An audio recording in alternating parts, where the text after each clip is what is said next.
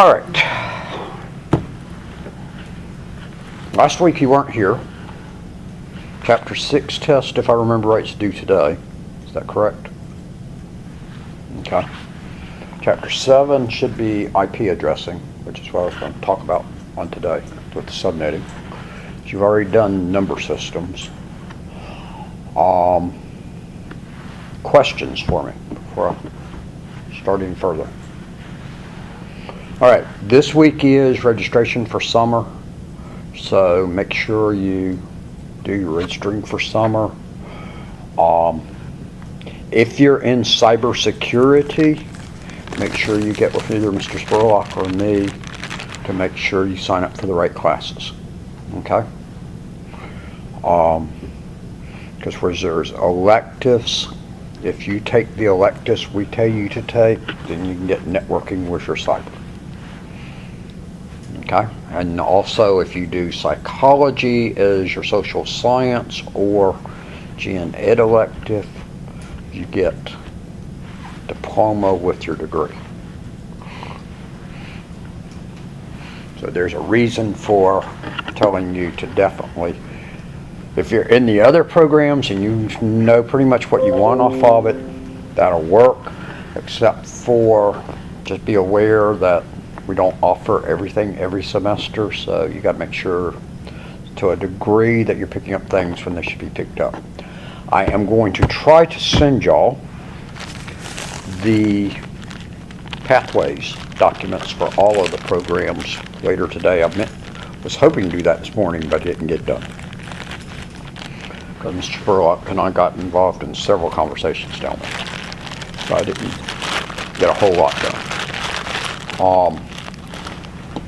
So I really didn't. I haven't even finished answering emails at this point from last night. So just be, and what that will give you when I send you that is the master plan of what courses are offered which semester and which program. Does everybody make sense out of that?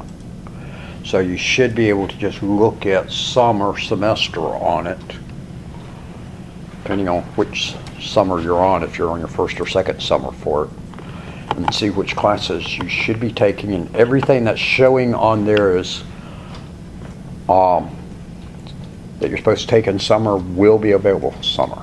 Okay?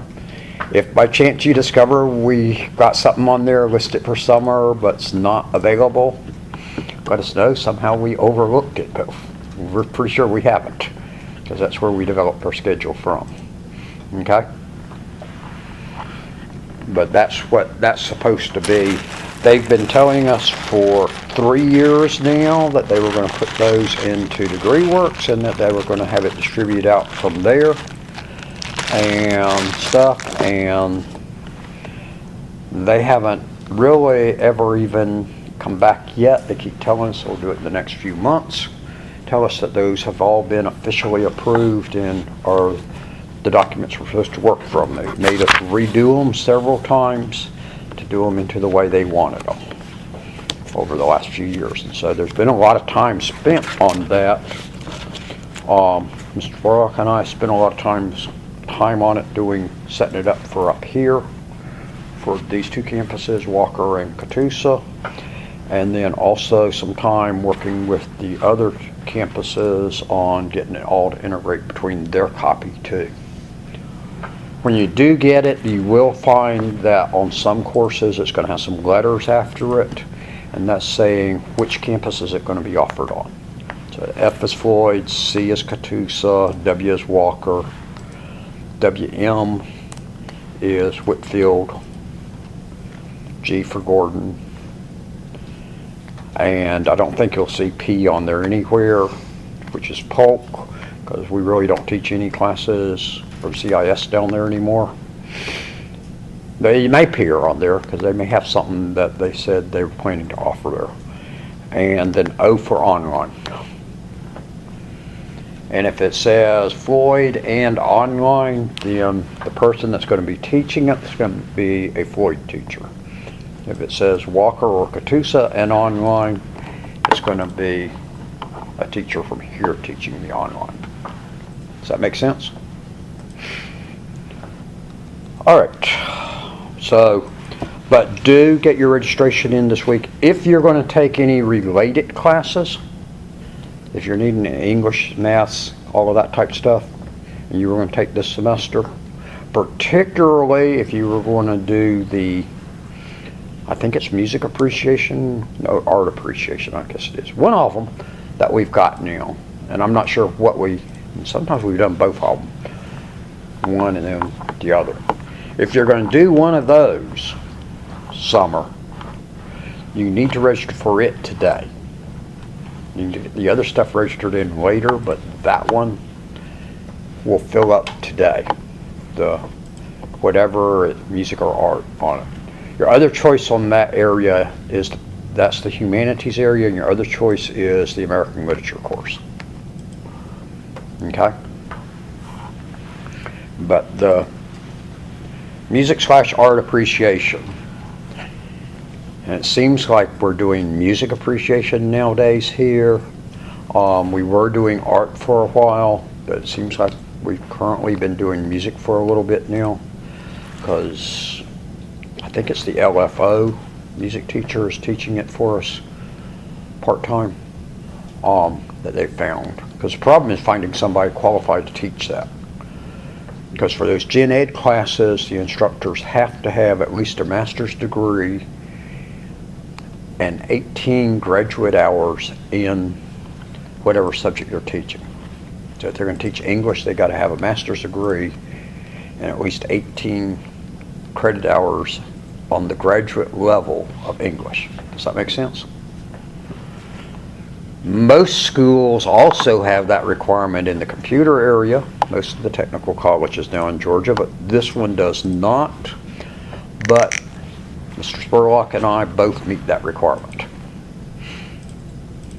Because he's got a master's, I've got a doctorate, which means I got a master's also. And he's got a master's in computers, so he's got the hours by having it in field. And even though I don't have a master's in field, I've got the 18 hours. I've taken the 6 courses on the graduate level, more than 6 courses on the graduate level in computers. So I meet the requirements also for wherever.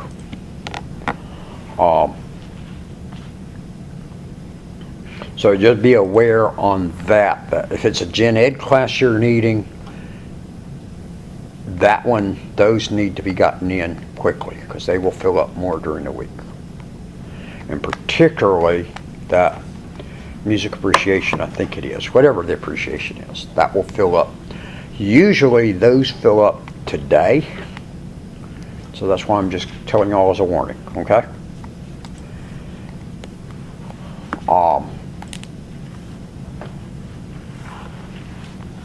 And then the other one to be careful watching for out there when you're registering for summer is realize we run 3 terms in the summer, and you're registering for possibly all 3 of those. Actually, you run a 4th one, but you don't have to worry about that one at this point.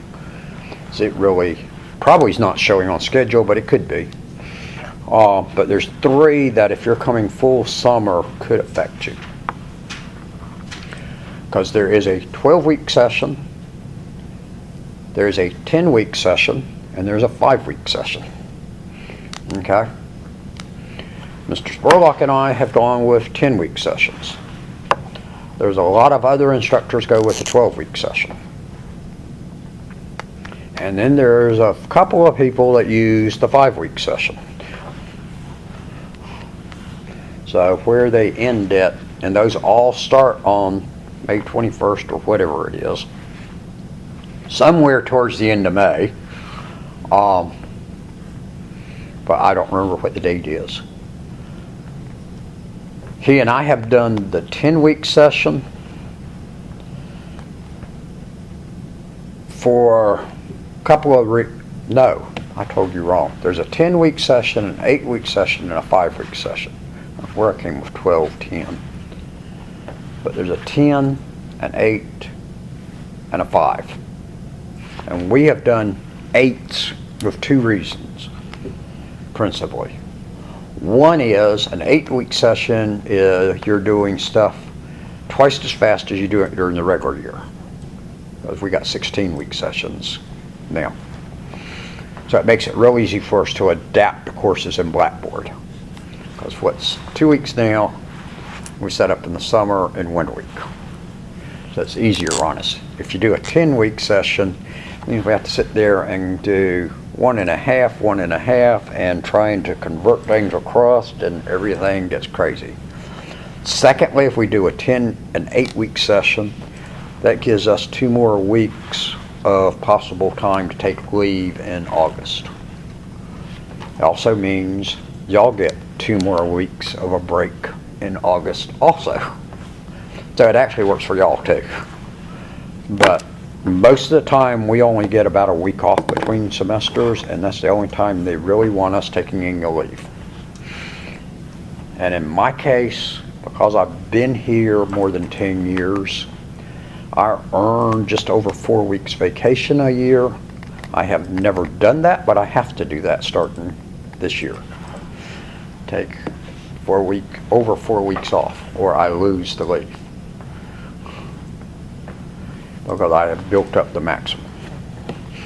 So, like when it comes to the 1st of April, that week for spring break, don't expect to find me here that week. Because that'll be 5 days I can take, although I probably still won't take a full 5 days of it. But I need to take close to it, because I think I'm going to lose a couple of hours this month anyway. Because there's not much way I can take it during this month. All right, questions.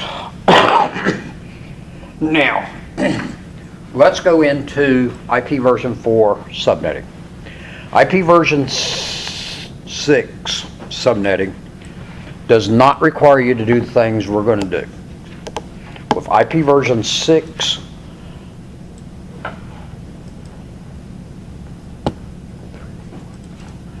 believe it's the 4th octet, if I'm remembering correctly, the entire octet's set up for subnetting, which gives you thousands and thousands of subnets available to you. Okay? So in IP version 6, there's no reason of having to borrow or anything else. You can create all the subnets you need. Does everybody follow on that? IP version 4, because of the way it was designed, you're limited on your number of subnets, and that you have to borrow stuff to do the subnets, because it sets up for so many networks, actually subnets. Actually, networks within a class, but when you get a network address to get your subnets, you got to borrow stuff off of your host, which is what we're going to look at. In IP version 6, it's got built there a whole octet set for just subnetting. Okay? So you don't have to do any of the type of stuff we're going to talk about in IP version 4. But IP version 4 is going to be around for a number of years still. That's what they also told me at the meetings I was at last week, including the lady that's over all the Cisco academies in North America. That she said is still here for a long time to be. As I had training from her on Tuesday, and then she got sick. I was supposed to have training on Wednesday and Thursday afternoon from her, but she was sick, so I didn't get to. She didn't teach the class that 2 classes I was taking, and I've got to finish those still, because they just got us started. Now, we really haven't talked about the classes of addresses yet, have we? Have I said anything about class A, B, C, D, E? Okay.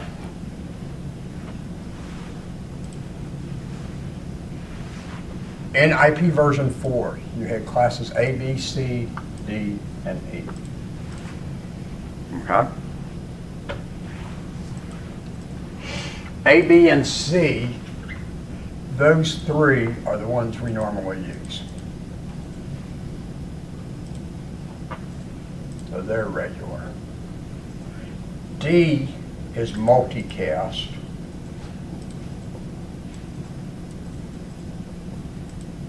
And E, probably experimental would be the best description on it. A, B, and C is where we're going to normally use to get our addresses. Okay?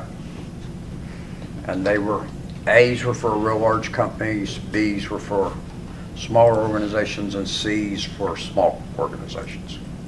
Okay? D was multicast, and that's for when you're sending some message going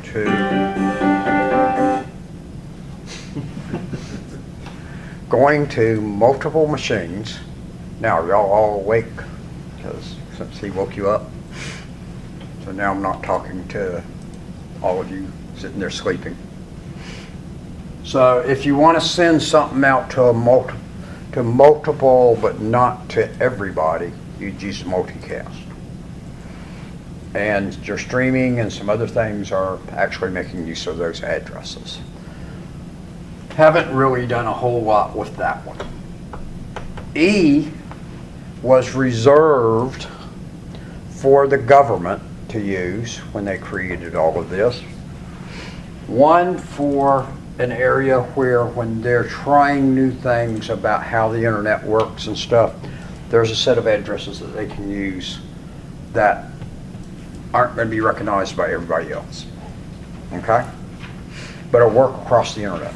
Secondly, the military uses them, from what I've been told, and that they're doing some stuff with that for some more experimental secret stuff. And also that the CIA uses addresses in that area also, is what I have heard. Now, I've not ever seen it fully confirmed on the last part, and as far as I know, I haven't ever seen anything with any of the addresses from down here. But they do exist. It is a class. A lot of books will not even mention Class E exist. They'll just talk about A, B, C, and D. Your book actually does acknowledge E. Okay? Now, let's look at what addresses fall within each one of these. Okay? So remember that it is your addresses fell into a range of that, with each number here falling from 0 to 255. And the reason for the 255 for the high point for each one of these is because each one of these is 1 byte in size, which is 8 bits long.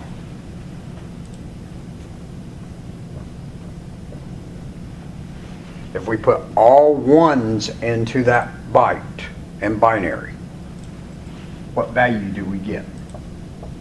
I know it's been 2 weeks since we went over this, but still need to know it because we're going to be touching on binary right and left what we're doing today. What number does that convert to?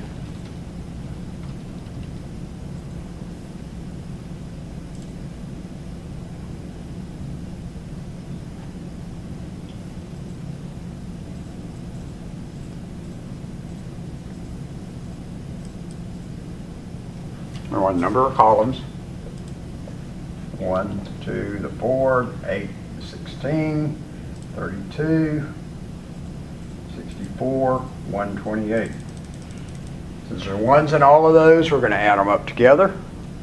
So 128 plus 64 is 192, plus 32 is 224, plus 16 is 240, plus 8 is 248, plus 4 is 252, plus 2 is 254, plus 1 is 255.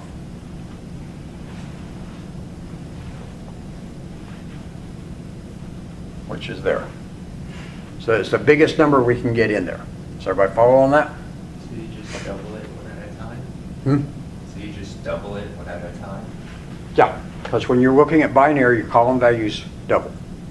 Because remember on 10, they multiply by 10. And that works with all of them? Or just that one specific? And that works with all of them? For any binary, Because remember when we were converting binary to decimal the other week? That the binary numbers always get set that way. Because that's their column values. And it just keeps on doubling. Okay? Just like on your decimal, remember it was the ones, tens, hundreds, thousands, 10,000s, and notice you multiplied by 10 every time on that. Base 16, it was the ones, and then what?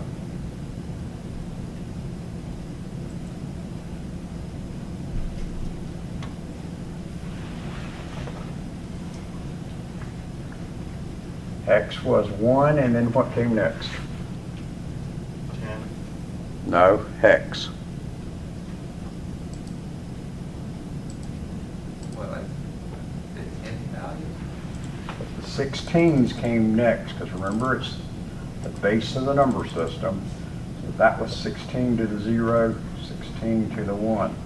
That was 2 to the 0, 2 to the 1, 2 squared, 2 cubed. Do y'all remember now? So you're going up by power? So it's doing it by power, so then what's the next column going to be? Because on base 10, or decimal, what are your column values? The ones.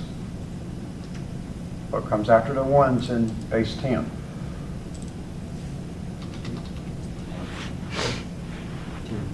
In your normal number system, you've got the ones column, and then what's next? Huh? I keep thinking it's 2. What comes after the ones? Tens. The tens. Then what comes after the tens? 100. Hundreds.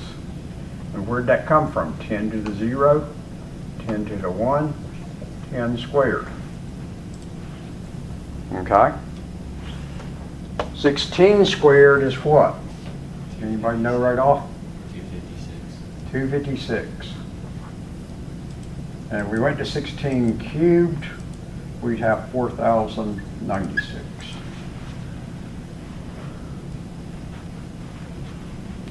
Am I out of markers in here? Maybe the blue one works better. Maybe. All right, now, back to here. You're going to have some strange numbers here about what's the range of addresses for each one. So I want to show you where those came from, because what they're going to just show you in the book is they're going to tell you what Class A, Class B, Class C, D, and E ranges of addresses are. Because if you look at that number in the first octet, hextet, first octet, hextet's IP version 6, which I just told you wrong a moment ago. In that first octet, that number there will tell you which class is this address, okay? So before I give you those numbers, which they do have in the book for you, I want to show you where did we get those numbers from, okay? So that for Class A, they are going to start with a 0 in the first bit position. And the other 7 bits can be anything, zeros or ones. Okay?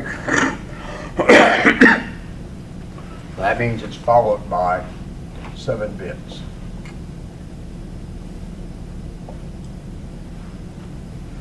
That means our add numbers that can occur in here for a Class A address can be anything from 1 to 127. But we really can't use 0. Now, in IP version 6, you can use all zeros, you can use all ones for network addresses. In IP version 4, you can't. Okay? But IP version 6 actually will let you. And if I can get my handout that I got from another author from a few years ago, finished alt texting it, it tells you that in the midst of the handout. I've got it more than halfway finished now, so it's almost to the point where I can release it to y'all. So I'm having to put alt tags in there and headings on all of the slides. And there is, I'm guessing, because it finally came down to less than 1,000, and I'm about halfway through it, close to halfway through it. That now tells me that I've got 970 alt texts to still do or something. When it was more than 1,000 alt texts to do, it never would tell me how many there were, other than it was greater than 1,000. On Thursday night, it finally dropped below 1,000. I worked on it several evenings last week. B, we'll start with a 1 in that first position and a 0 in the second position.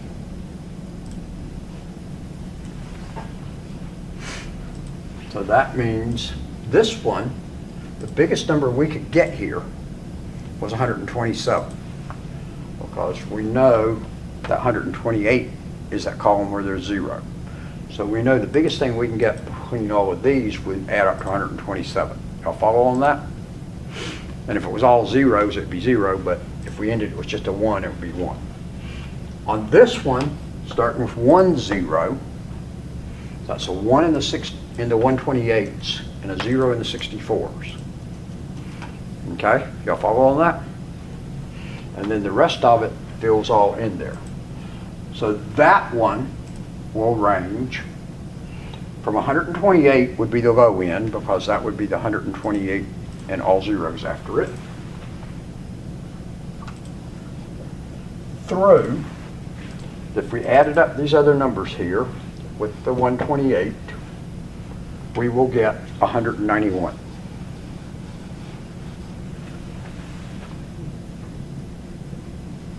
C starts with a 110.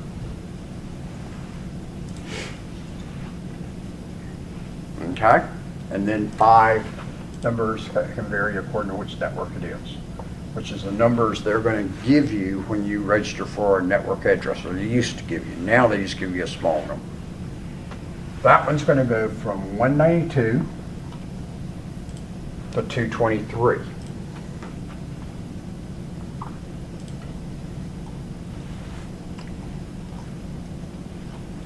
Because again, it's a 1 and a 1 and a 0, so that's 192. And then what these 5 numbers add up to, it would be the high end, okay?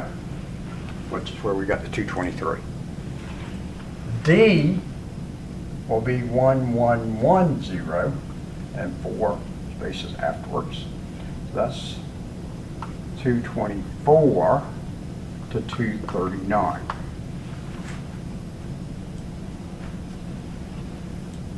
Okay? And then E actually was 11110 and 3 positions after it, which left us with 240 to 254.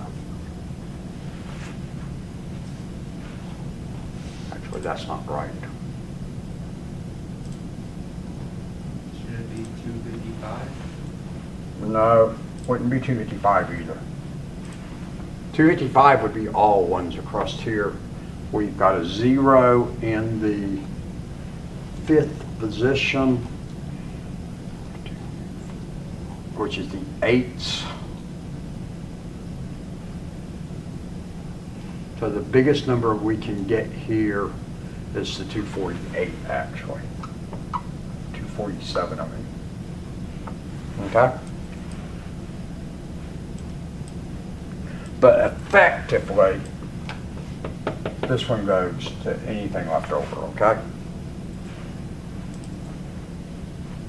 Again, this one you're not going to normally see out there.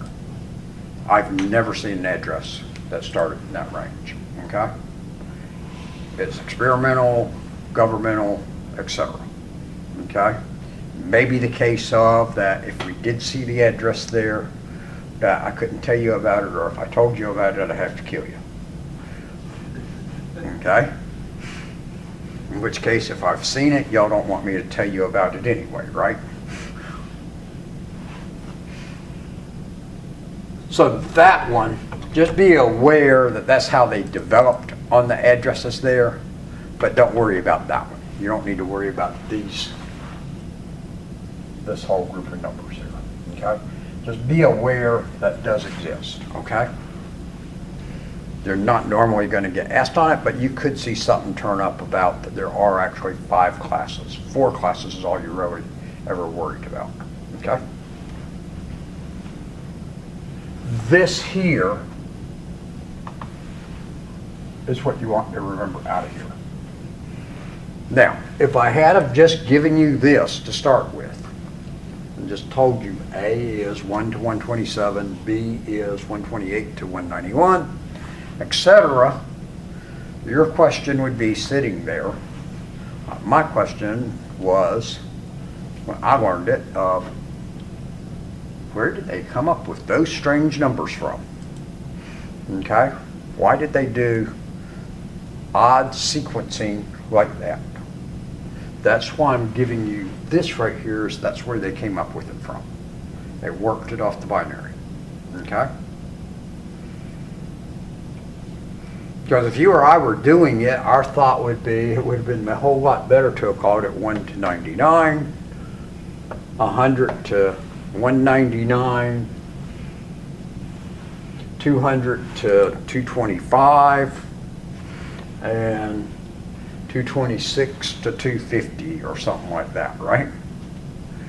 Would make more sense to you, right? That's what you'd be more used to seeing. But that's not what worked. It's because it was done from the binary and that this was the system they did it from. Because I had the hardest time when this was taught to me, remembering when I go take certification tests, etc., and on a fundamentals of networking certification test, they will ask you this stuff about what class is what address. They'll give you a 4-digit address and go, which class number is this? Y'all follow on that? Class letter, actually.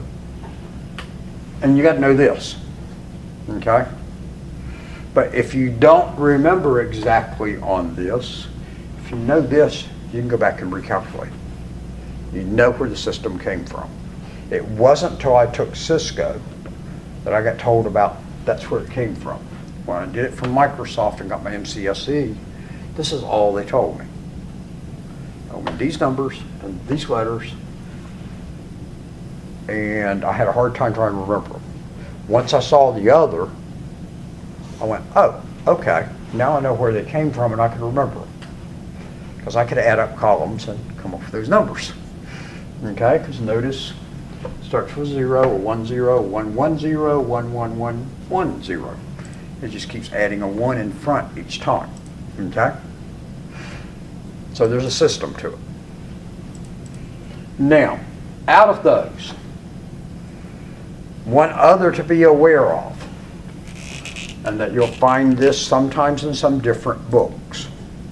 You will sometimes see this one listed as 1 to 126, not 127. 127 is a unique address. It's a loop-back address. That's where we can say that something internal there that's not really out on the network, we've built an address for it as 127 dot something. For you to be able to test and see if your network card works, you use a loopback address of 127.0.0.1 probably. It can be 127.anything.anything.anything. Okay? You can have multiple loopbacks. How do you have 127 but B is 125? Do you have A being a 127 but B being a 125? It's 28. Looks like a 5 ringer. That's an 8.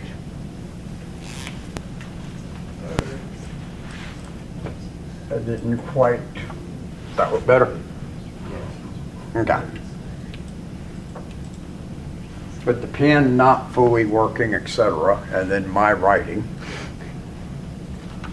So 127 is purely for setting up in a certain way of thinking about it as an imaginary address. Actually, on your routers and switches, and y'all may do this at some point in this semester, but I don't think you do, but if you take 2452, you will definitely do it. You will set up loopback addresses as imaginary ports on your router or your switch, and you can test to it just like it was there, but there's nothing on it, okay? And it's a way to test a port, and you can set up rules on that port and everything, but there's really no port there. And so the loopback one will work for a good testing location. Does that make sense to y'all? And then if it works correctly, you can put in a real port and put a real address on it. And you already tested the settings you got on there otherwise, other than the real number to it, okay? And seeing that it does work correctly and didn't mess up everything for you. So sometimes they will include 127 in it, sometimes they don't. Technically, 127 is a Class A address, but a lot of times you will see people leave it off the list because it's really not a Class A address. Okay? Now, that's all of the addresses available on A, B, C, and D. Okay? On A, B, and C, beside you've got public addresses out there, which is the addresses everybody uses on the internet, okay, and that can be used by everybody. But we have pulled out a couple of addresses on each one of these to use as private addresses. That is, addresses that will work just inside your network, but do not work out onto the internet. Actually, y'all's machines in here are on private addresses.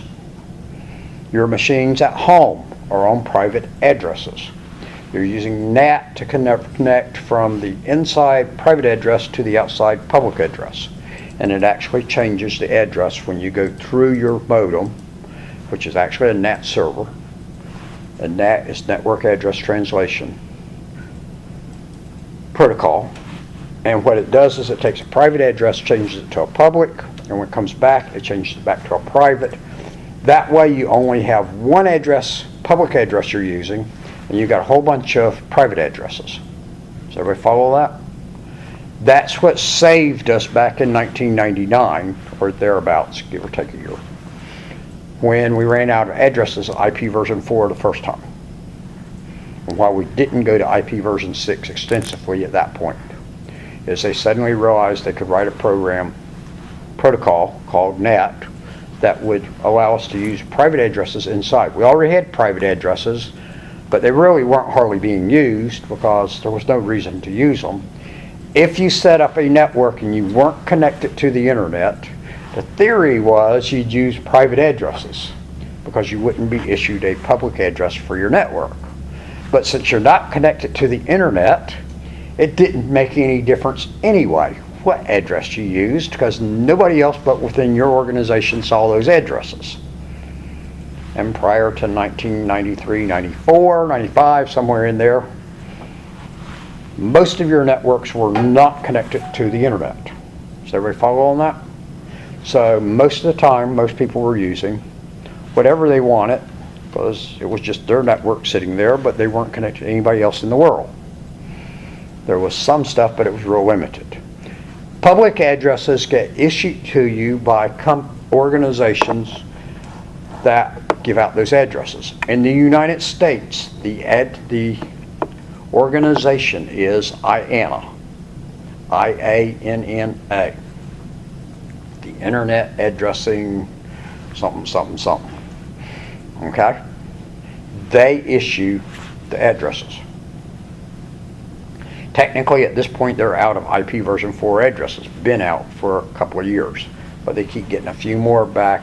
Lower ISPs that have already requested addresses still have some addresses, so there are still addresses available. But IANA's the one that manages all of that out there. And my handout that I gave you, there's a handout in Blackboard that I gave you that showed you about addresses running out. That told you the names of the organizations all through the world that do that. And they all work together. Now, So private addresses, you need to be aware of also. Okay? Class A, the private address that they set up in that range, and this is just a number they picked as far as I know. I have never seen anything that came up with to give any reason why they picked which numbers they did. Okay? So they're just numbers you've got to remember. Class A is 10. And actually, if y'all go in y'all's machines to command prompt, which you can get there by just typing in CMD in the search and then go to command prompt and do ipconfig, I think y'all's addresses here on these machines is 10 point something. So do an ipconfig at command prompt and see what address it is. What you get? 10.24.64. 10, yep. So they're 10s. 10.24 dot something dot something. You're 10.24 dot 04178. There you go. You should be something different than that. 10.24.04.147. So 10.0.4 is our network address. But y'all should be 10.0.4 dot, not 10.0.4, 10.24.4. You got 160, he had 147, and there was another one, okay? And then you got default gateway down there, which actually is the router coming out of our network here in this building.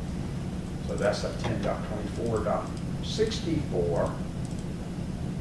Oh, there's 64s. I said 04. This is 64, isn't it? So if you couldn't tell the difference between a 5 and an 8, I can tell the difference between a 6 and a 0 from standing back looking at it. Y'all see on that? So we're using private addresses in here that start with 10. Okay? So everybody got that?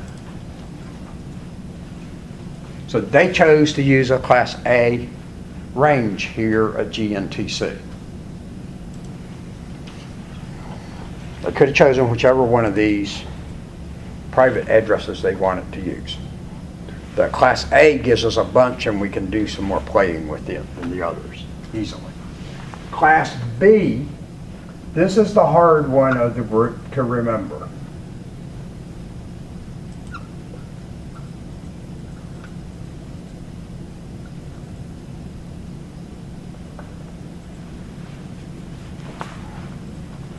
Because it is 172.16 through 172.32.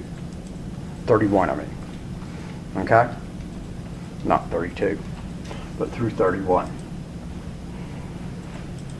This one you're having to remember a range of numbers. This one, anything that starts with 10 is private numbers. Y'all follow on that? This is the one I always had a hard time trying to remember. But here's what I'll tell you on that one also. Generally, it's been hardly ever I've ever seen it not happen. If you just remember the 172, I'd be close enough. That almost always the answers they give you for your choices on a multiple choice question about what is a Class B private address, if you knew the 172, you can pick the right answer out. That you don't have to worry about the other piece of it. Okay? Because you know 10's out, and you know what I'm going to give you for C is out, and then they'll give some other strange number. Okay? That's usually what they'll do. So, just remembering 172, you're probably safe on that. Okay? I won't guarantee it, but I'll just tell you that's usually all you need to know out of. Class D, not DC, is 192.168 dot something dot something. That was dot something dot something. And that was dot something dot something dot something. And I forgot the 8. So 192.168 point something. Now, think about when y'all have seen stuff in the book or whatever. and they talk about addresses and they give you some network address or whatever, usually the one you see is something, that address. Starts off 192.168 point something point something. Or when I have put a number up on the board, I've usually done a 192.168 something something. Then I'm not using some organization's real address pointing to who knows where. So if I give you some other number, although I've told you the address for my website is something like 68.9 point something, I can't remember exactly what it is, but I know it starts something like starts with a 60 something. So it's not something I ever need to know. I see it once in a while and I'll go, okay, it's something in that range again. And it's not changed in years, but I don't need to know the number. So that is your Class C private addresses. Those addresses are not issued out. Those are there. All three sets of those are there for any organization to use inside their organization away from the regular internet. Although, what we're using them for now is what you do use them back to the conversion through NAT to the real. Anyone got any questions on that?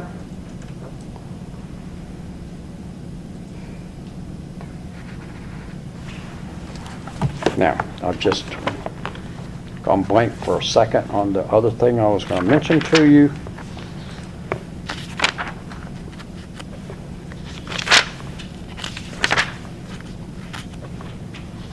Because there's another address I want to mention too, and for some reason I'm blank on what the number is.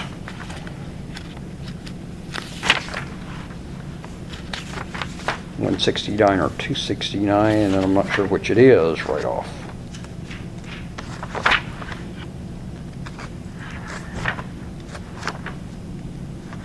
Because it's APIPA.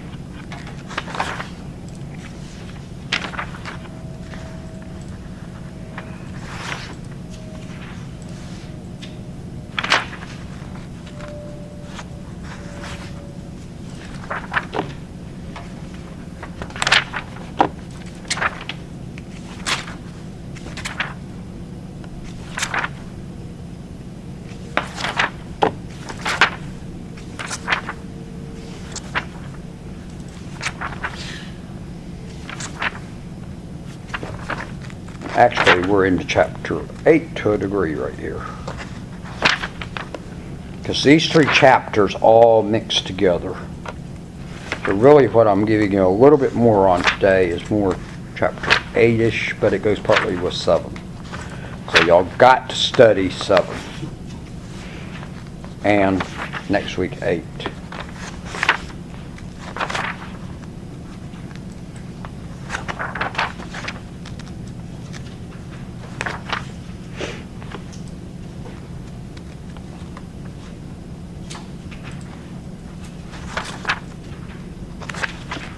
Well, they give it to me.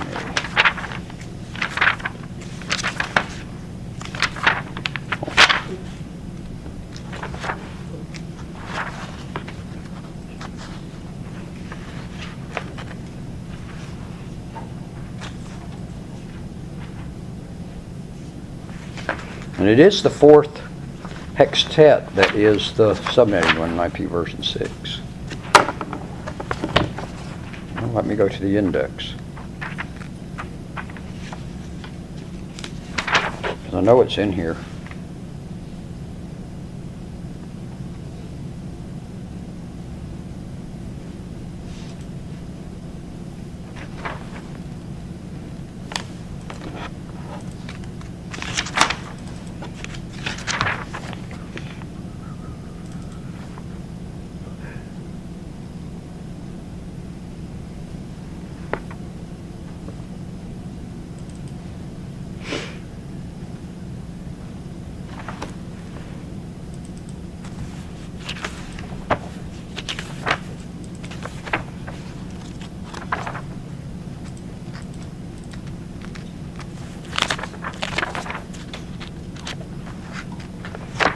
I'm sure it's in here.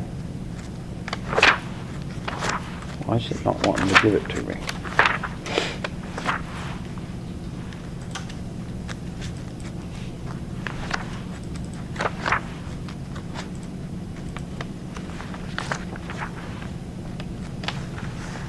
To look back. There it is. The APIPA, Automatic Private IP Addressing. And it is 169.254. So there. Wrong pen. 169.254.x.x. That one has special meaning. Be aware of it. If when your machine gets turned on and it goes to get an IP address, and normally today we're not building an address into your machine, we're using DHCP to generate an address for your machine. Everybody follow on that? And it actually keeps a table of addresses on the DHCP server that it pulls an address from. Releases it to your machine for 8 days. If, when you turn it on, and you can go in and put static addresses in your machines, which is what used to be done. But if you do that, somebody can go in and change the address, goof things all up all over the place, etc. And that you really want to use the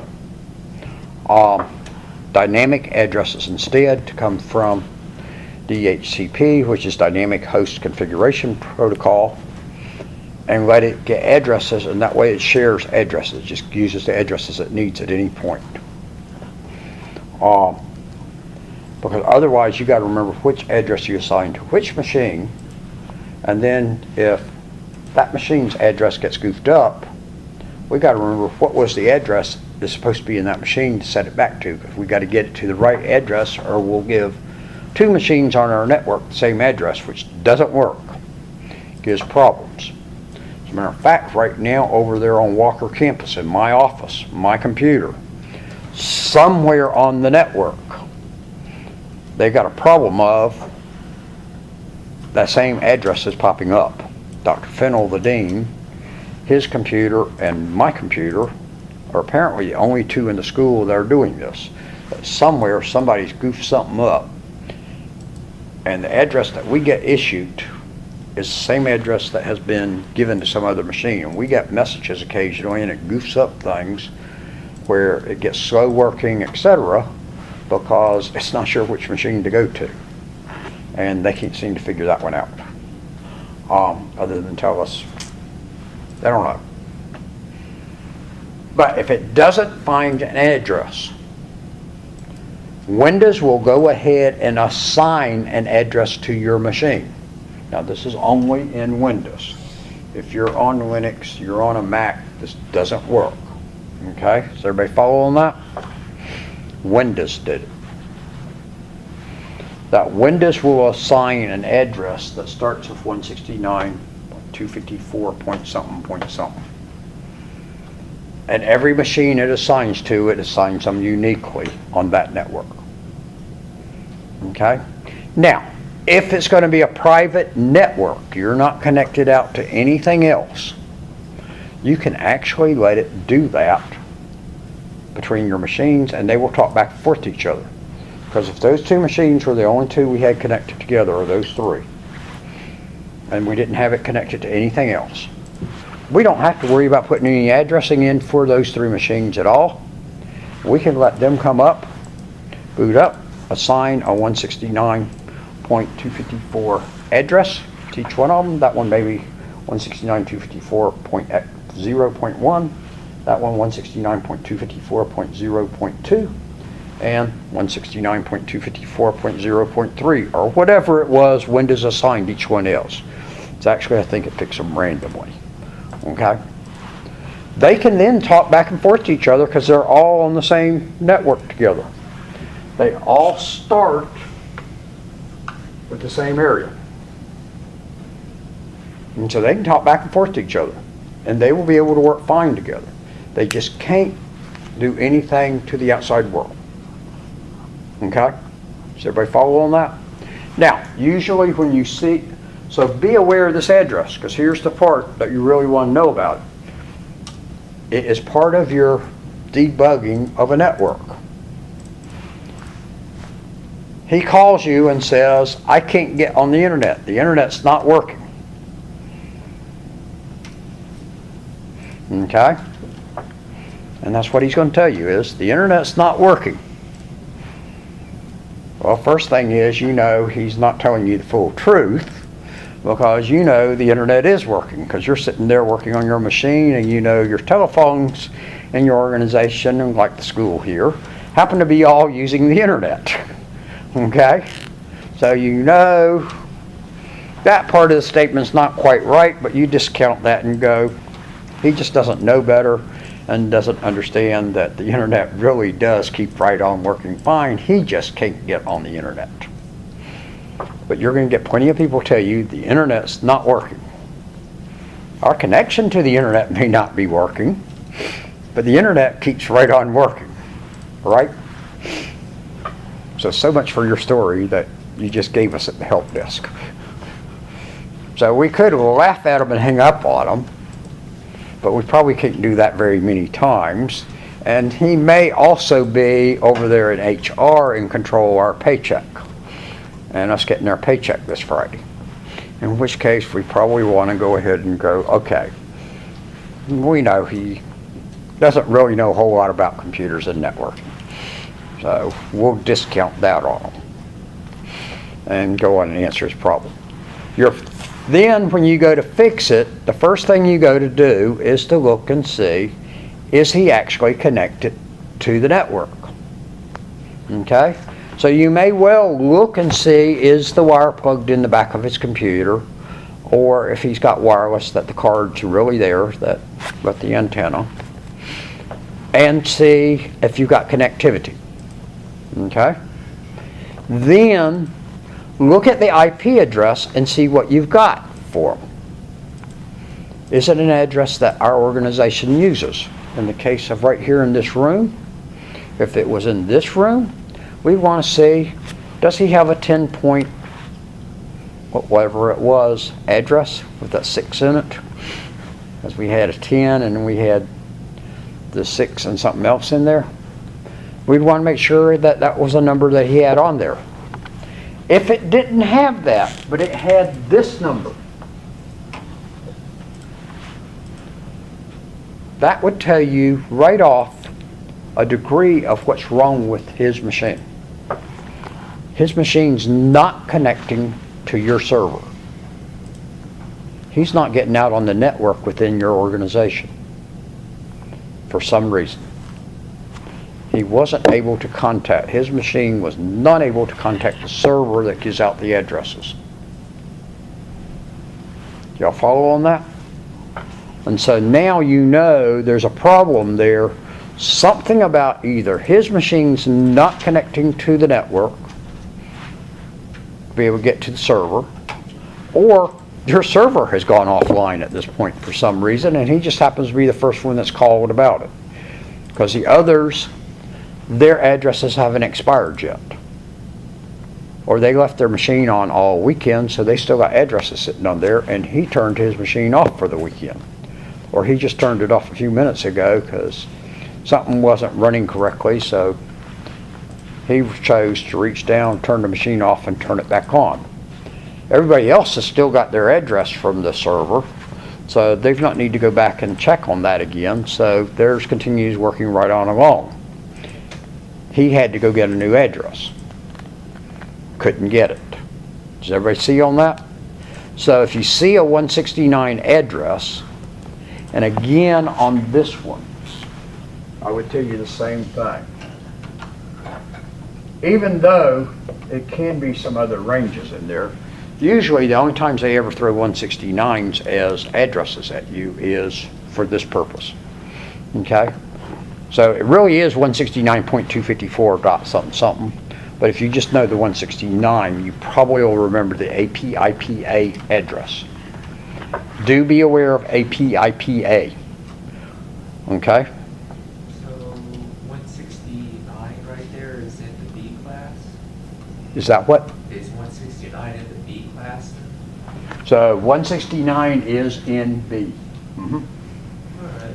Okay, so that is a Class B address, but that one's been reserved out of 169.254 for a special purpose. Okay? Which is that automatic AIP, whatever it is, and it looks like, there it is. No, it's not there. Now the book tells you this range of addresses or future uses, their definition. Okay? It's experimental use, etc. It's really not for future use, but that's what they told you on that one. But APIPA or APIPA is what goes with these, which is the automatic private IP addressing. It's automatic, so it is the A, IP for IP addressing. So automatic private IP addressing, APIPA. So it gives you a private address, which is really not in the private address range. That's the part that is the stumper on, okay? Because if it was really a private address in the correct range on B, it should start with what? Not 169, but what? 172. Okay? But most of the time, the only time you're going to find that pop up on is in Windows. But the second thing is, do be aware it can be a working address. If none of your machines are connected out to the public, you can actually use that. And that companies, I have heard of some small companies that actually use that and connect out to the internet, that they chose to just let it generate its own addresses and they didn't do anything about creating them. All right. Now, here's the other part on A, B, C, and D. A, B, C, not D.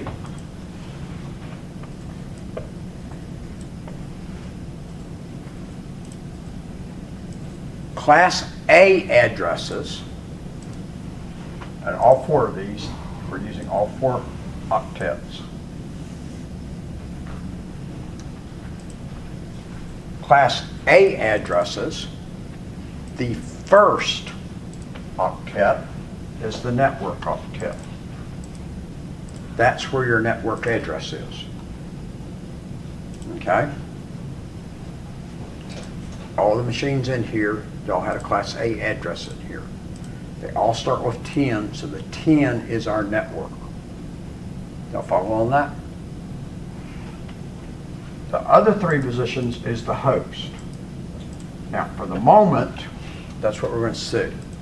But when we go into subnetting, we're actually going to borrow from the host to do more of the network. Okay? And so we're going to actually use these next two octets here. Here's what they did. And use the next two for subnet addresses. Okay? I'm not sure what system they've come up with, how they did it, but they did. Class B, the first two octets is the network, and the last two are host. And Class C, the first three are network, the last one is host. Everybody follow that?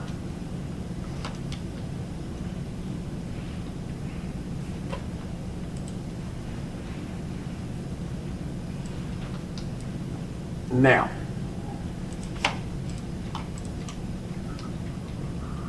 numbers.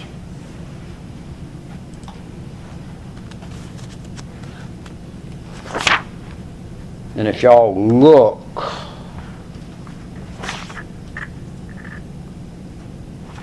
it should give us a chart in the book, because I can come up with a couple of these numbers, but I can't always remember them all by memory for you. All right, they went with a broad range on it.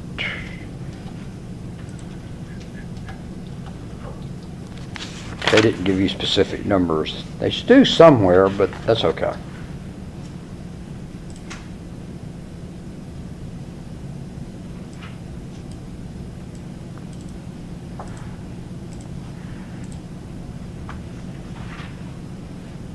Number of networks and the number of hosts available for each one of these classes. So that for Class A, you've got 127.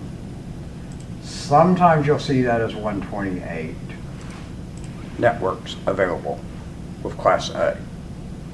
But remember I said zero didn't count, so it really is 127, but sometimes you'll see some people tell you it's 128. Okay? 127 is the one I remember easier.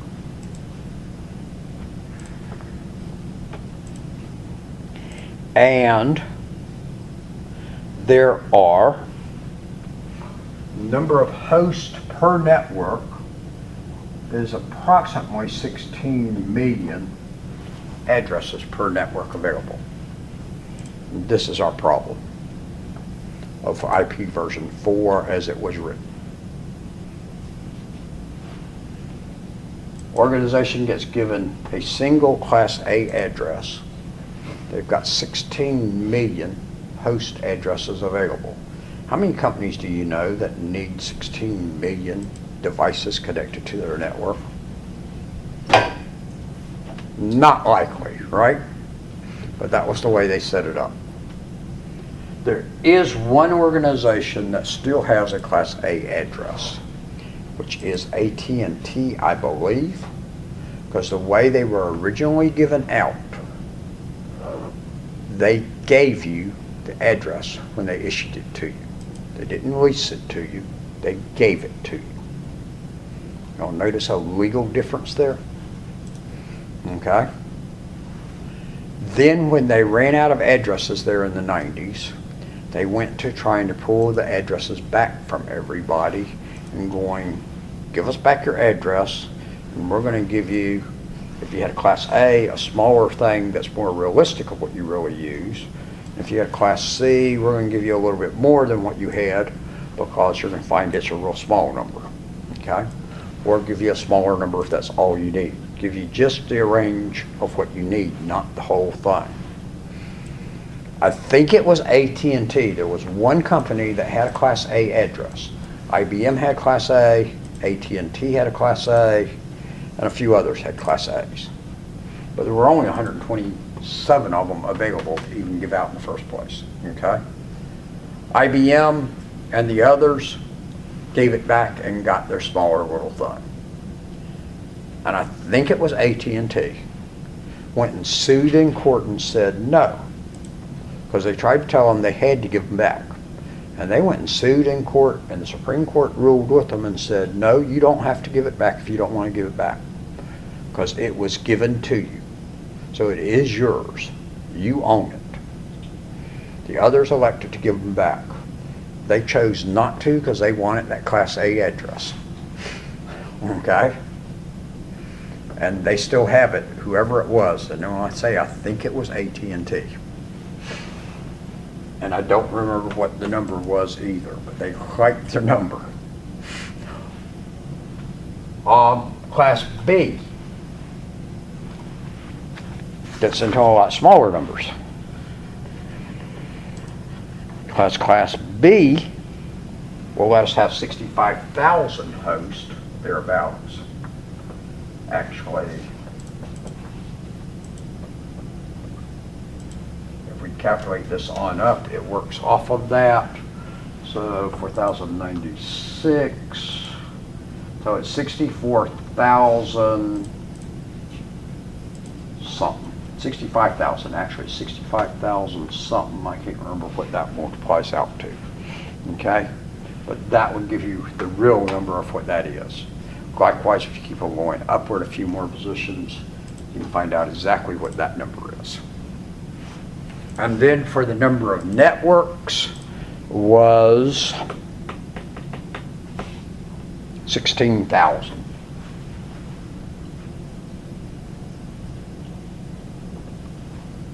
Again, that's a round number, okay? Y'all follow on that? Because it's actually 8,192, 16,384. So that's really 16,384. Okay? 16,000's a rounder number on it, right? Class C, number of hosts is 254. So just like that one, we know exactly the number on it, okay? And the number of networks is 2 million.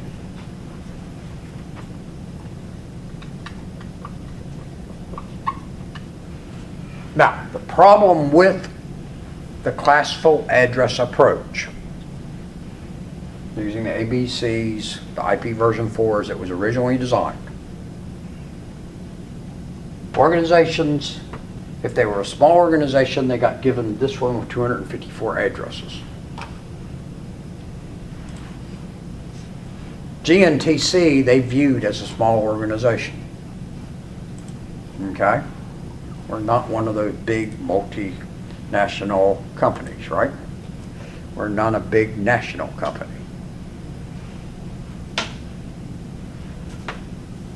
We use more than 254 addresses. We got a class B.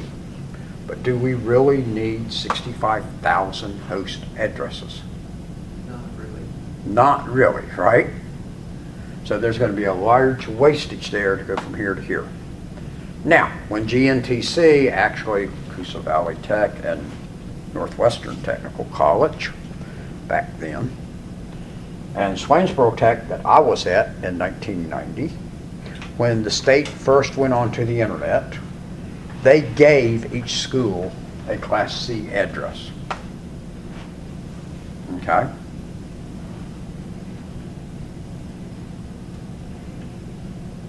And I don't remember what it is right now, but for the longest time I could have told you what the number was for Swainsboro Tech. Okay? Because I put them in all the machines because we weren't doing dynamic addressing back then. And I had to go around the school and put the addresses on all the machines. However, at that point, 1989, 1990, somewhere about 1990, which was when we went on to Banner Student Record System, that there were not hardly any computers in the school that we connected to the internet. I connected my computer classroom to the internet so my students could get on the internet because the World Wide Web did not exist. So you couldn't do a www.dwightwatt.com or www.ford.com or whatever, okay? Information that was out there tended to be in libraries and some research places. Okay, but you could go out and find where they had scanned in articles, etc., and get to stuff that they had actually put into the computers. But it was all in plain text format, so there was none of this bit of reading the newspaper each day on there or anything, but you could find research articles and such. So you were real limited. You could also do email, but that was real limited on what it was done with. Hardly anybody knew about what email was, okay? So my classroom had computers connected to it.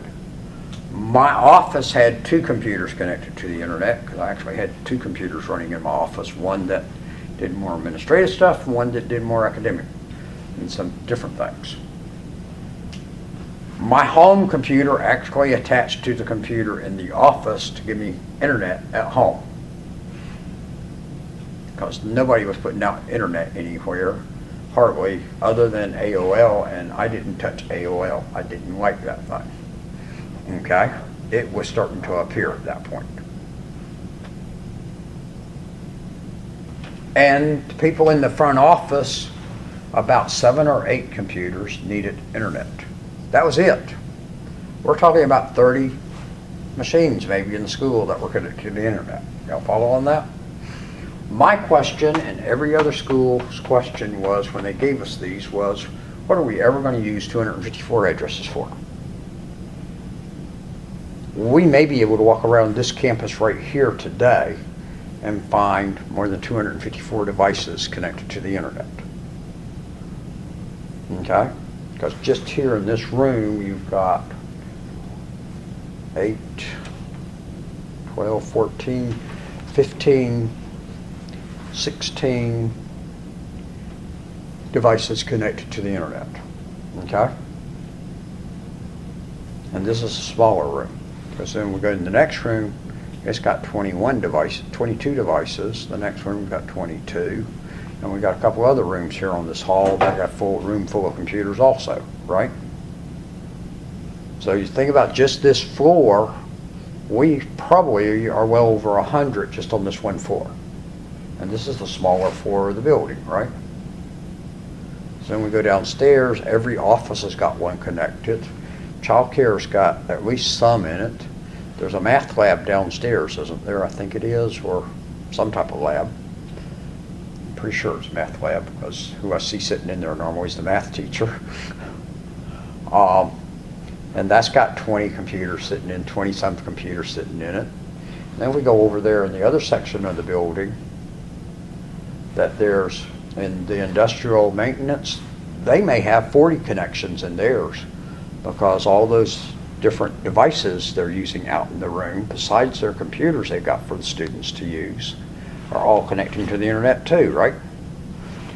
Notice right there, and we haven't even said anything about the fact that probably all of us sitting in here right now, how have we got our phones set up to work at the moment too?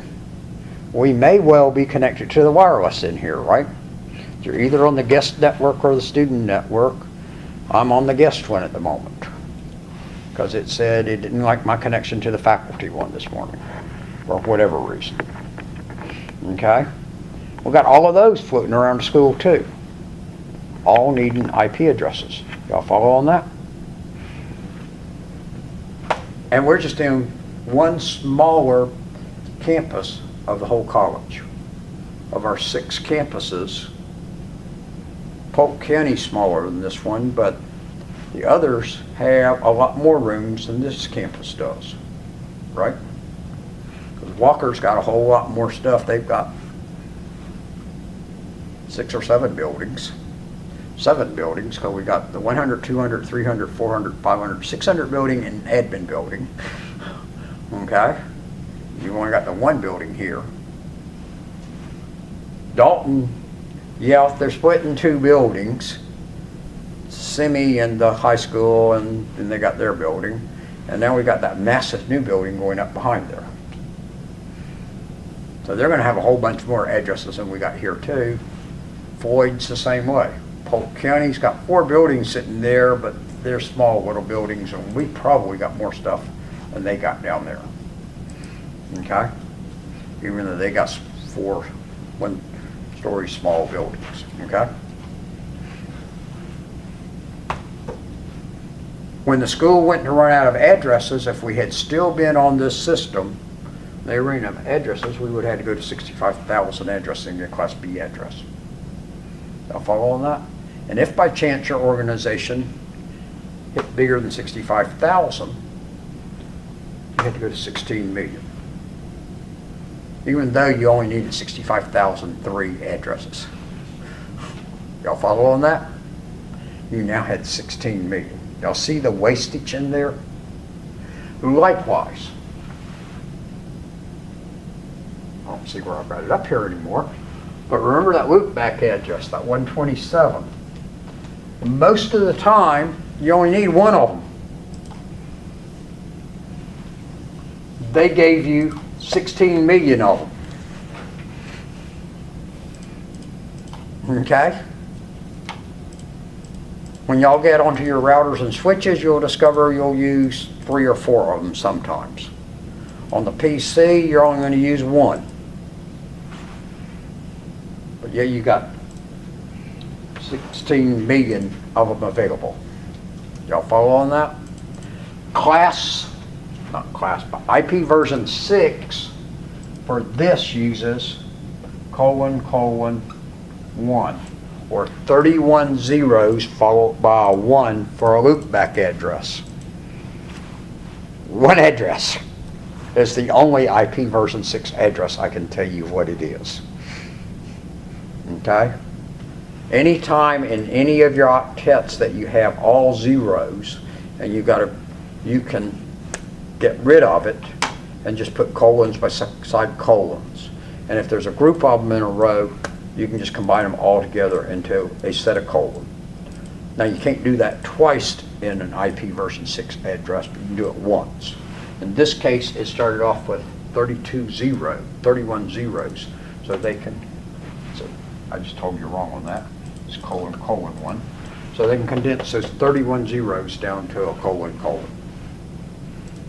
Instead of 0000.0000.000, so on, till we get through 31 of them. What would they do if they finally ran out of addresses? How would they expand it? That was our problem in the late 90s. Okay? So how would they expand it? So, what we did, there was a couple of approaches used. Okay? NAT was one of them. Okay? Where we went to using private addresses inside organizations, and we gave you only one address for your organization. And all of your machines in your organization have private addresses on them, but they share one public address.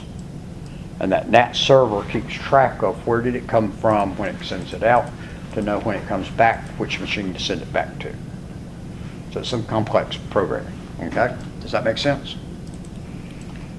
It sits there and I figures. just know a guy's paycheck who did that one. Probably didn't get a whole bunch for it. But in any event, you've got that sitting there, okay? So that took care of part of it. The other part was, instead of giving out an entire class address, like we had, because you would still been giving out a Class C address under that approach. Instead of giving out an entire class address, we went to where we only give you a small set of numbers of 1 or 2 or 3 or 4 numbers, depending on what you need in your organization, and not a whole bunch of numbers, and you just get a subset of numbers. Does that make sense? And so then that expanded it out, and that got us by. That took us from about 1999, and bear in mind, give or take a year or two of these dates I give you, okay? That got us until just a couple of years ago, okay? Until somewhere about 2015, 16, 17, somewhere in there. Got us back by without running out of addresses again, that we had lots of addresses again. Now we're running out of IP version 4 addresses again.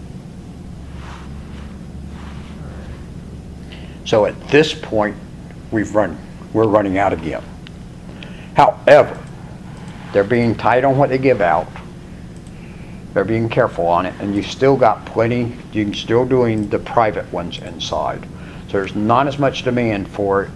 And because they've issued them out from IANA down to the regional ISPs, down to the ISPs you deal with, and you deal with either the regional or the local.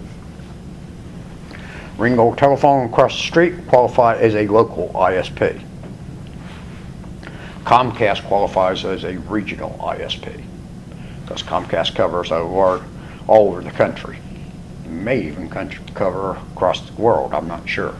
But they're definitely providing internet service provision in the country, okay?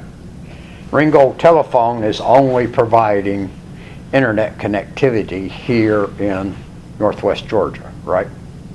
They'll see the difference. So they get their addresses from somebody like Comcast or a few others that are regional type ones, and Comcast will actually work both ways. That they're local selling service besides selling service to local providers. Does it work the same way internationally? And internationally, there's IANA over the United States, and then you've got over the other countries. Actually, it's ARIN's over the United States. Correction, I told you wrong on that. IANA's over the whole world, ARIN, A-R-I-N, is over the United States, actually over North America. And if you look on page 357 in your book, they show you all of the ones for across the world.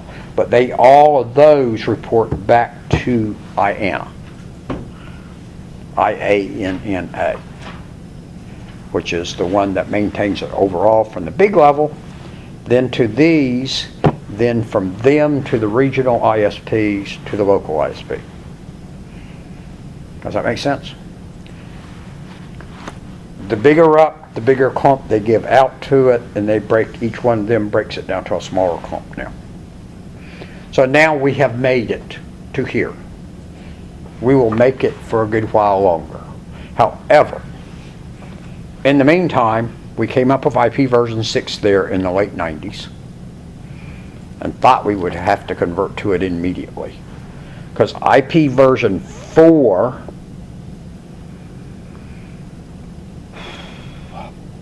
I can't remember the number of addresses it gave you. I can tell you on IP version 6, but I'm forgetting on IP version 4 right at the moment.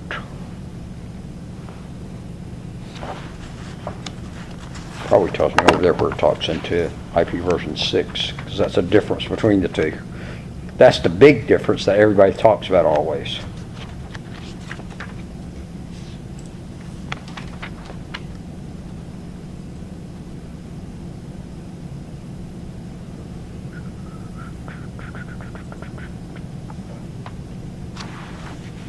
All right, there's the IP version 6. But where's the IP version 4 number?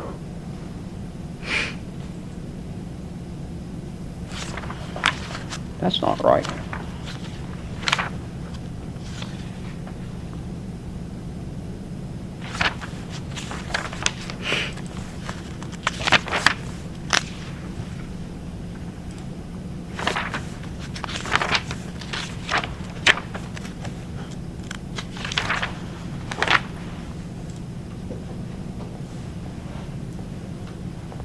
There's only billions of addresses, but it's a whole lot smaller address number, because for IP version 6, it is 340 unidillion, your undecillion addresses. Now, the book says it's 340 followed by 36 zeros. Not sure if that's right, because I've always thought it was 30 zeros. It's either followed by 30 or 36 zeros then. If you just go with 30-some zeros after the 340. Undecillion, okay? Basically, they say that amounts to, we can give every grain of sand in the world an IP address. Now, people will tell you that we're not going to run out of addresses. That gives us way more addresses than we'll ever need. But when they developed that back in late 1990s, that's what everybody thought. They had no picture at that point that now, 20 years later, things we've got IP addresses on now. Because y'all are putting IP addresses on all kinds of stuff that it was science fiction 20 years ago that we would have IP addresses on. My fridge has an IP. Huh? So my fridge. Your fridge has an IP. What else has an IP? I'm sure cars will. Huh? I'm sure cars will. Or Cars have several. Yeah. What else has that there's lots of out there that are now coming with IP addresses, although there's not many of them sold yet? Light bulbs. Oh, yeah. I've seen that. Oh, Go to Lowe's and look at light bulbs. Look at your LED light bulbs. A lot of those LED light bulbs now are smart LED light bulbs, and if it says smart, smart says it's got an IP address. Okay?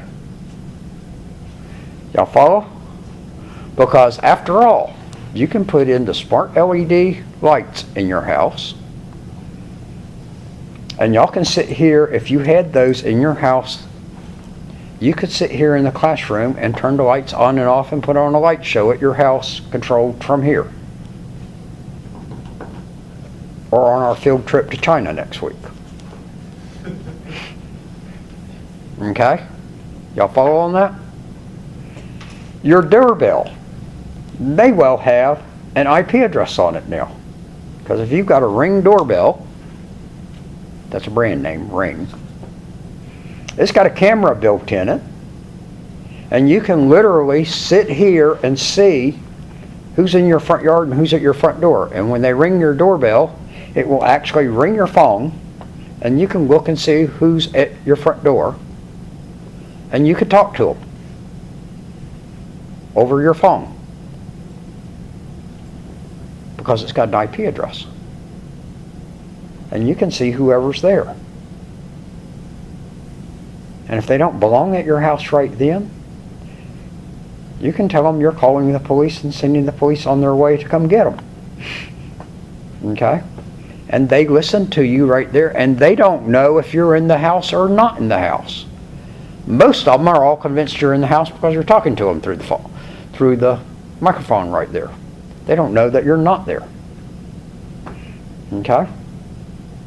So it's a security thing. When I took Internet of Things last summer in Texas, that they were teaching us how to set up all of that stuff and set up sound systems, all kinds of other stuff on it. Thermostats, where we could get it all automatically controlling and to control it through our computer, etc. We actually set it up where when a certain song played, that raised the temperature in the room, and when another song played, it lowered the temperature on the thermostat. You can do all kinds of weird things with this stuff, okay? That really didn't control a furnace. We just turned on a red light and a blue light, depending on whether the heat or the cooling was on, to reflect of like it had turned on the air conditioner or the furnace. So you are security systems? Huh? Security system? And so you can build all kinds of security system off of it. And like on the Ring doorbell, my instructor went to show us about the fact he had one on his house. And he went to show us from his house. We were in Texas. His house was in California. And the guy I was working with actually had one, and he lived in Nebraska. And he went to show me his also. The instructor went to show us his and discovered his front door was standing wide open when he clicked to his doorbell. About went into a panic there, literally. Why was his front door standing wide open? Turned out his wife was bringing in groceries and left the door sitting open. But he thought somebody had broken into his house at that point. The guy sitting by me started talking to his wife when he connected in. He and I talked to his wife because he spoke to his wife and said, "I'm here with Dwight." And she went, "Whoa, what?"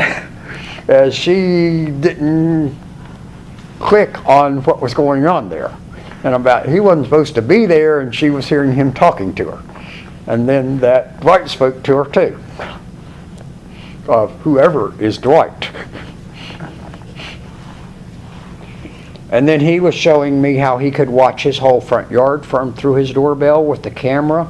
He also had motion detector set on it, and how he could set the range out there, and he changed the range on it to show me because he had the range set up to go out to the sidewalk.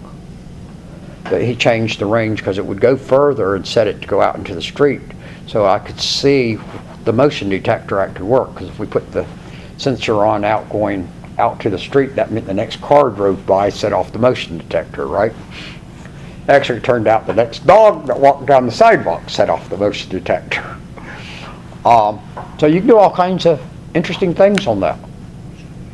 You can also set your windows in your house now smart, so that when y'all got here this morning and realized you left your bedroom window open, you could actually tell it to close the window. Does that make sense?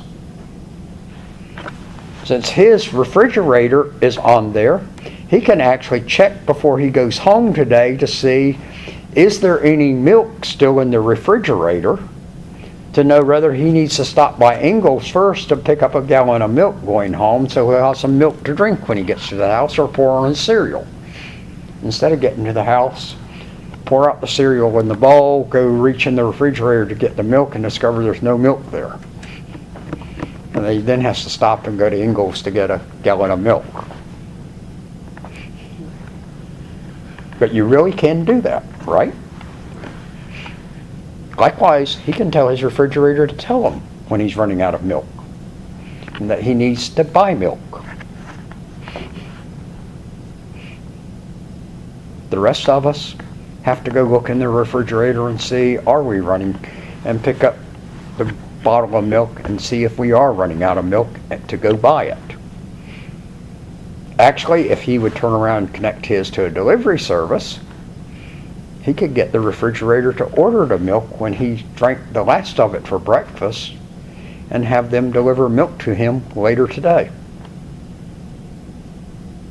Now that's assuming that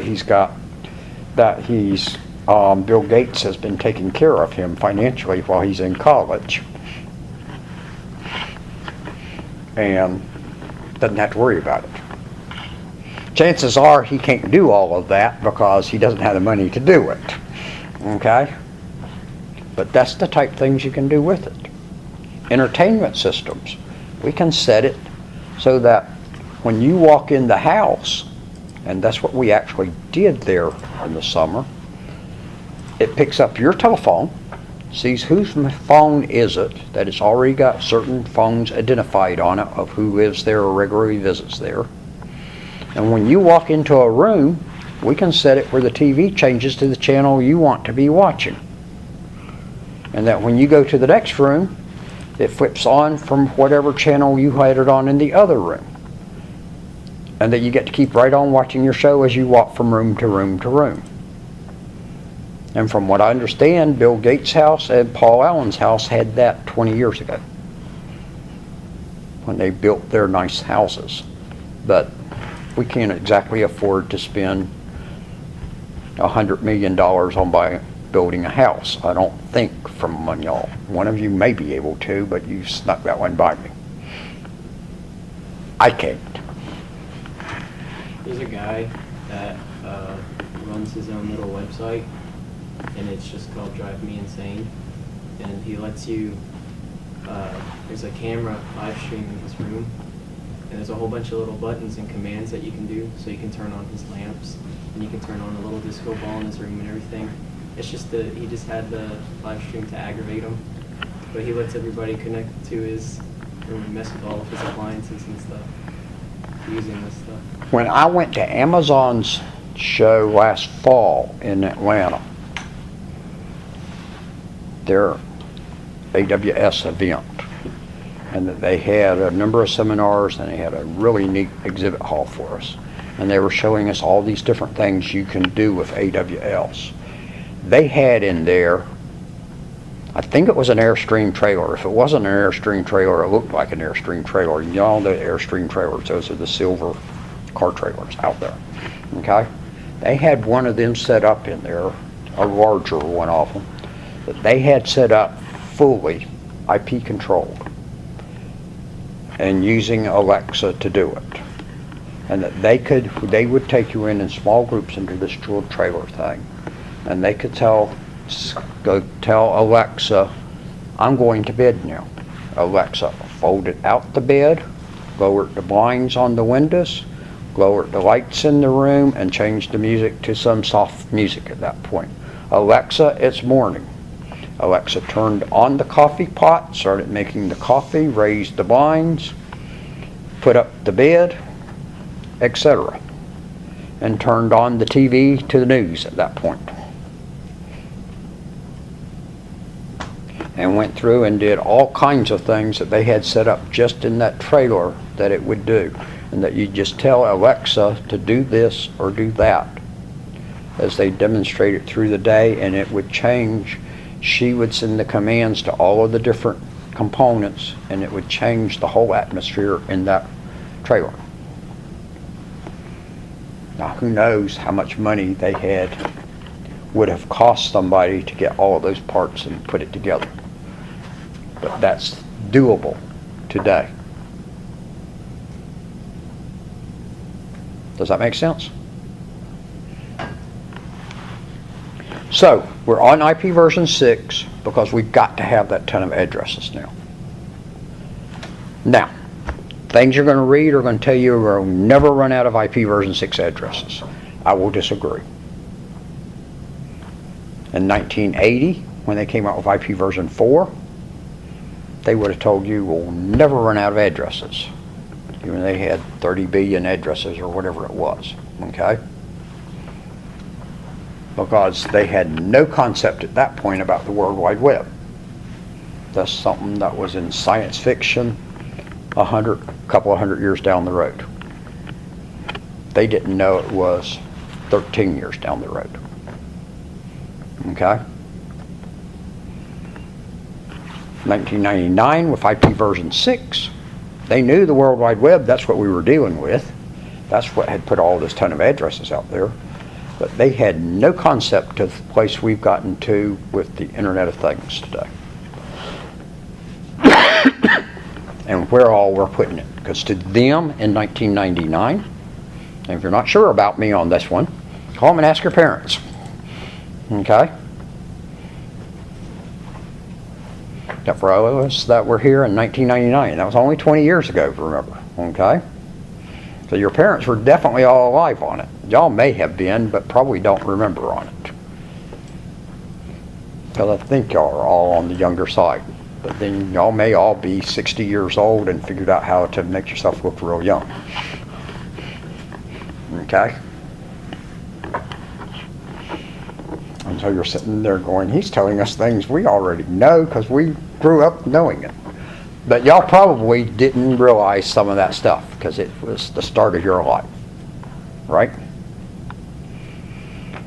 They didn't have any picture of we'd have all of these things with IP addresses today. Okay? This soon. They had a vision of it's going to happen. But as far as it becoming where he can have an IP connected refrigerator and just 20 years from that point, as just an average person, yeah. Bill Gates having it, Paul Allen having it, yeah. That was starting to happen and that it could happen. And that people saw it might happen for just a very exclusive small population, but not for everybody. Not that we would be walking around with phones on our hips with all of the power that's sitting on them. Or those of you that have a fitness watch on. Think about the connectivity on it and that it's got an IP address on it or addresses on it. Or that your phone's on your watch. Okay?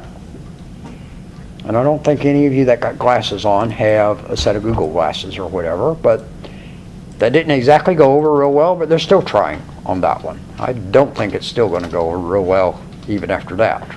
But they're still trying for that concept. So at some point, we're going to run out of IP addresses again because there's stuff coming that we don't even know what's coming. Okay? Besides that, in 20 more years, I doubt seriously we're limited to just in this world. Because Elon Musk intends us to be on Mars within 10 years. Paul Allen intended, huh? I'm not gonna put it past him. Paul Allen intended the same thing. Because Elon Musk got SpaceX, Paul Allen's space company, I can't remember the name of it right off. Because you've got another private space company out there that was financed by Allen. Now Allen's dead, agreed, but his family, estate, etc. still doing all of that type of stuff, and the company's still going fine. And with NASA not being, pretty much went bankrupt and not doing what they used to, now we got the private sector is going just past. Well, with the cutback on the federal government on the spending on space and stuff, and tends to be that the government, just like business, is going to do the same type of thing. SpaceX and NASA are together now, though. Is that they pour into, and the whole idea of NASA Well, one of was the reasons is 'cause not, NASA already has like the equipment and stuff. But the idea was not in the long term for NASA to be doing all of the stuff, was for them to be a development agency. And like getting us to the moon, of that they would do all the development to get us there, along with private companies developing huge amounts of that stuff. But then as far as long-term space and everything, and doing all the commercial stuff and the tons of satellites and everything, that not be NASA's job, but private industry would do it. And that's where we're finally moving into. And that the government can't afford to, If they got the money. because the government can't afford to do all of that. Musk has got the money to do it. Allen had the money to jump into that area. And there have been some other smaller things that the group of us in here could suddenly come up with some idea of something to do on space. And if we can go out and find the funding, and if we had a neat enough idea with a neat enough concept fully behind it, we could find people to give us millions and maybe billions of dollars to get it going. Y'all look at what some of the things are the venture capitalists have put money into over the years. Okay? Including his grocery delivery that I said earlier, which keeps flopping every time they keep trying to do it, but they're... I'm watching where people are going to start doing the fly-in delivery with the drones too. And that you've got that, and think about this now that we're going into that. Just a few years ago, in y'all's lifetime, think back to just when you started to high school, about using drones to be delivering everything was science fiction at that point, okay? Now, Amazon's already doing it in some places, and then doing delivery by drone to your front doorstep. But it's not even just the flying one. They got the drones that, like little buggies that just drive itself to your front door. And that you're going to have all of these self-driving vehicles, etc. And when y'all started to high school, that was science fiction still, that we'd have self-driving cars. Everybody knew we could do it, but when are we going to get there, and how much was it going to cost? They're saying within a couple of more years, you've got already, some of you may actually have sitting out there in the parking lot, semi-self-driving cars for us that can park themselves or spot certain things, or to at least tell you when you get too close to the yellow line or whatever. I can't afford a Tesla.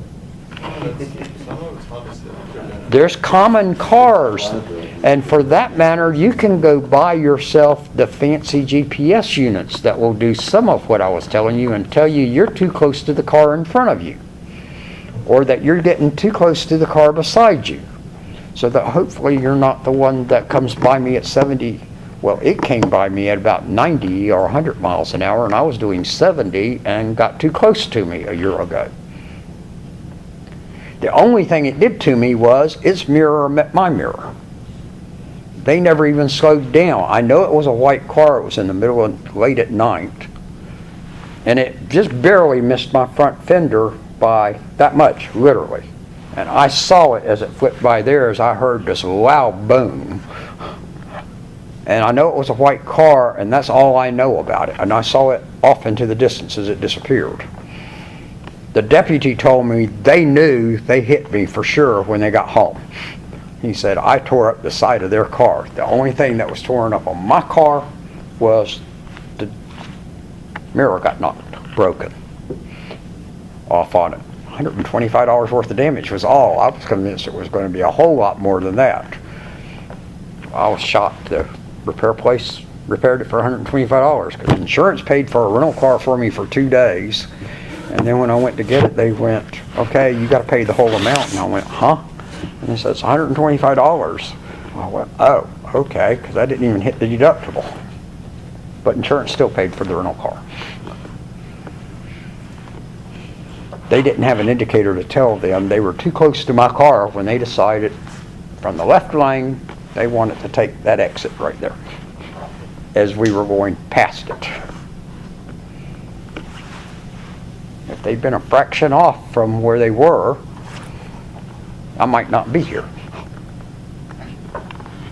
Because if they were doing 90 miles an hour and I was doing 70 miles an hour and you bump us together any closer, y'all can imagine the mess that would have been. As it was, I was sitting there trying to figure out what in the world was that loud crash I heard. Just that little mirror outside the window of your car will make a huge amount of noise when it breaks. All right, any other questions today? So, that gives you an overview of class IP version 4. We didn't get to the subnetting. We'll do that starting Wednesday. But you know what your classes are, you know what your addresses are. You know how the addresses are set up now with the network and host. Y'all follow on that? So be aware of that. Be aware of these general numbers, okay? And I'm sure it's somewhere in your book, I know it is, but I don't see it, that they've got more precise numbers for this set of numbers here, but that 127 and 254 is correct. Those are the two numbers I can remember off here. I can remember this is something like 16 million, and this is 2 million, and this one fits in the thousands. So you don't have to remember them all precisely, but do have the idea on them. And then remember, when we go to IP version 6, subnets, it's thousands and thousands of them, and that the number of them is 340 undecillion, which the book says is 36 zeros after the 340. I think it's 30 zeros after, but 30 or 36, that's a ton of numbers. Either way. And I don't think we'd get messed up on a test of where I've seen it before. If we got it as close as 30 or 36, we'd get the question right. Okay? But the book says 36, so 36 is what it'll be for in here.